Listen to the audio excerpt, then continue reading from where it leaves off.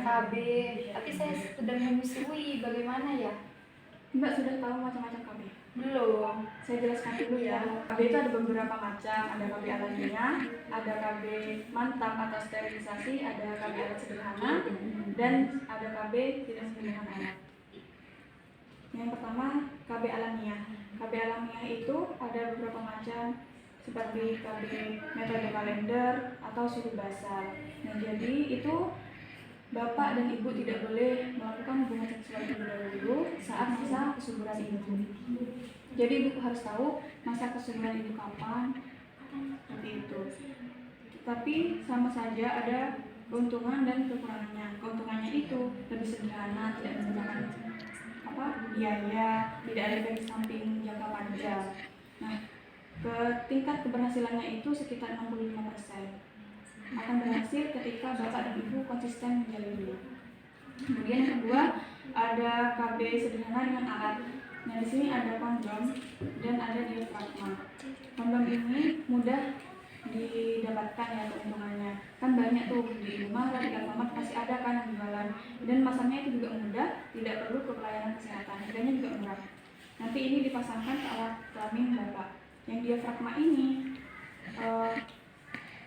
ada kerugiannya, yaitu harus datang ke pelayanan kesehatan karena yang memasang harus tenaga kesehatan.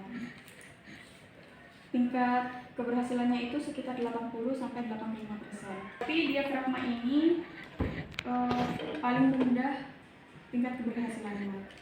Selanjutnya ada KB modern, yaitu ada KB suntik, implan, pil, sama AKDR atau IUD. AKDR ini alat kontrasepsi dalam rahim. Jadi itu alatnya kecil ya, berbentuk seperti huruf T, tetapi bentuknya juga macam-macam dan terbuat dari plastik.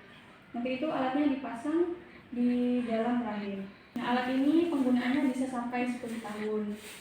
Juga tingkat keberhasilannya itu sangat tinggi, yaitu 99%. Tapi ada juga kerugiannya, yaitu dapat keluar sendiri jika ukuran IUD-nya itu tidak sesuai dengan ukuran rahim ibu. Dengan kelebihannya itu ya, selain praktis, ekonomis, juga tidak harus mengingat seperti pil, kemudian tidak mengganggu pemberian ASI. Selanjutnya itu ada implan atau susu. Jadi alatnya itu berbentuk seperti korek api yang terbuat dari plastik. Nanti itu dimasukkan ke di sini ya. Nah itu, tetapi ada kerugiannya, tidak bisa melindungi ibu dari penyakit menular seksual. Tingkat keberhasilannya itu juga tinggi, 97-99%. Kelebihannya itu dapat mencegah terjadinya kehamilan dalam jangka 3-5 tahun. Jadi kalau dalam pilihan bisa menggunakan implan yang 3 tahun atau yang 5 tahun. Efek sampingnya bisa mual, pusing, berat badan naik, terus juga menstruasinya tidak lancar. Kemudian ada KB suntik. Nah, KB suntik ini yang saya sarankan untuk ibu, karena ibu kan menyusui ya. KB suntik ini itu aman untuk ibu yang menyusui. KB suntik ini nanti ini disuntikan di bokong ibu atau otot panggul ibu.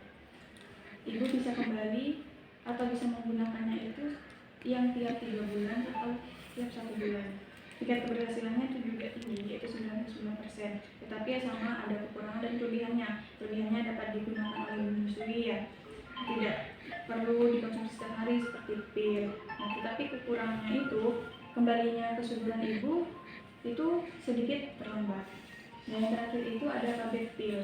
Nah, ini harus diminum setiap hari, tidak boleh telat. Minumnya itu selama 21-28 hari. Cara minumnya itu, pil yang pertama dikonsumsi atau diminum saat menstruasi hari kelima, kemudian seterusnya setiap hari 1. Jika nanti 1 hari bisa lupa, ibu besoknya itu minumnya harus 2 pil. Gitu. Kekurangannya itu harus mengingat-ingat, tidak boleh sampai lupa. Beda dengan KB yang lain ya, tidak harus mengingat. Keuntungannya itu kesuburannya cepat kembali, tidak sama seperti KB suntik itu. Terus yang terakhir ini ada kontrasepsi mantap atau sterilisasi. Itu biasanya digunakan bagi pasangan suami istri yang sudah tua atau anaknya sudah banyak ya. Jadi itu ada 2, yang pertama tuliktomi atau pemotongan itu untuk perempuan. Dan kalau untuk bapak juga bisa dilakukan, itu namanya vasektomi atau MOP.